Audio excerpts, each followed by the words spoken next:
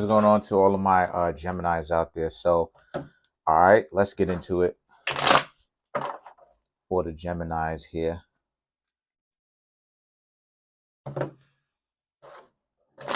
Okay, so what we have is the King of Cups.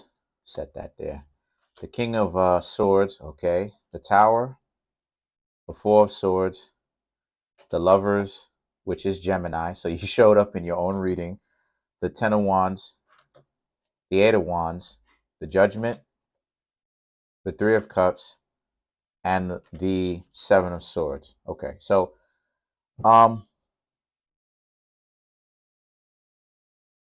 so the overall energy is you Geminis. That's interesting. Okay. So the overall energy is a lot of you Geminis are reflecting on your love life.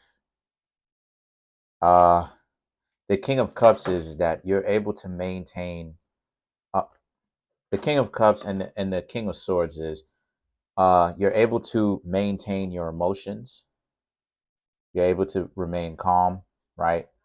Even through situations where I'm doing a video,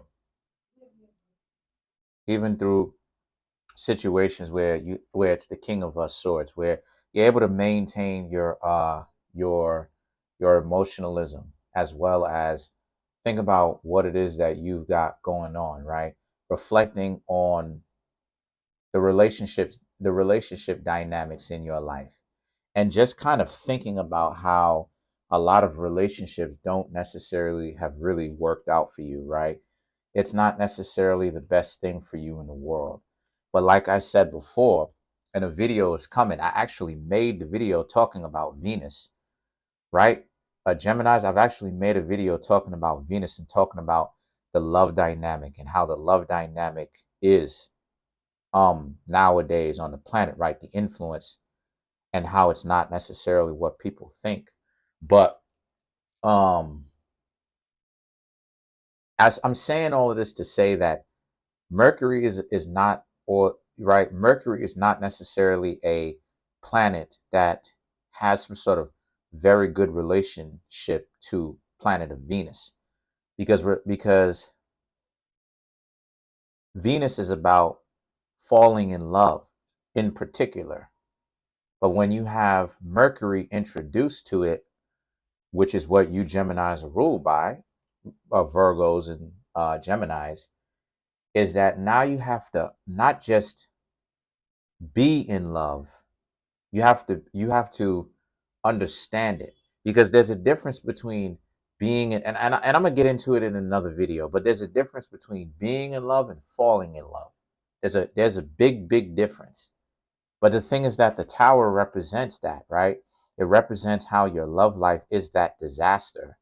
And I'm not saying all of this to kind of be a Debbie Downer. I'm saying all of this because this is your own reflections that you have about your own love life, and you're taking note to how those things haven't necessarily worked out for you well, the way that you may have wanted to. I mean, the tower is a major arcana. The tower is a big card, right? It's a card that has the utmost importance because it's a major arcana. And then you have the Four of Swords and the Lovers. The Four of Swords and the Lovers is a representation of how, you're really beginning to understand love the the real way, right? And what you understand about it so far, Geminis, is that you have problems with it. That's number one, right? Being in a relationship with one person, there's always some BS, right? It's always some garbage that occurs, right? Right? Uh, Cancer crabs can be in love, right? Um, Libra can be in love. Pisces can be in love, right? Right? But why can't you be in love, even though you want it? I mean, you represent the Lovers card in the major tarot, right? Why is that? Well, one of the things that you Geminis are going to do is you Geminis are actually, you want to be single just for a little bit from what I am seeing, right? Some of you Geminis are choosing to kind of, I ain't going to say be single for a long period of time. I'll say I'll say this is better. You are going to begin to examine it and look at it up underneath a microscope and examine it scientifically, meaning you're going to give it a different kind of meaning, because instead of you Geminis fall in love, you Geminis are actually going to take the time out when you're engaging with people on that romantic level to understand it so you can be in love. Big difference. Maybe in a video I may explain that in the future, the differences between the two. So the thing is that the Ten of Wands and the Eight of Wands, right? The Ten of Wands and the Eight of Wands is about, but until then, you Geminis are actually deciding to take some time off away from relationships as of right now. At, like I said, at least a month, right? At least 30 days, right? And as a result of this, just got a notification. But as a result of this, you're also going to really find out about love as much as you can. See, now you Geminis are starting to get into that detective work, which is something that a lot of Geminis generally don't do, right? Geminis generally don't like to get into the deeper things because, right, Geminis have the mentality a lot of the times where um, if you don't get that too deep into it, then you won't, you people can't get that close to talk about your pain. So, but you Geminis are actually going to go out of your way this time and really do your best to find out about it the best that you can, some of you, which is good. It's actually going to pay off for you because it's I think it's downright brave of a lot of you Geminis to do that, because Gemini is not usually a zodiac sign, like I said before, that tends to go into that. It's really the zodiac signs that represents detective work is Cancer, Scorpio, Virgo, Pisces. That's pretty much it. You know what I mean? The other zodiac signs and stuff like this doesn't really go as deeply as those zodiac signs can. So the thing is that for you to do that, it's a big thing. You really want to understand what this means. And then the judgment represents when you find out, as you find out more about this substance, this invisible substance that has to be understood and conceptualized, called love, your answers are going to be not necessarily what you first perceived it to be. The Three of Cups and the Seven of Swords represents um your level, your understanding of it is going to be something completely new as you move forward. And the Seven of Swords, excuse me, is a lot of people are not going to be able to step to you on some BS because you'll know what's happening. Let's clarify the Seven of Swords.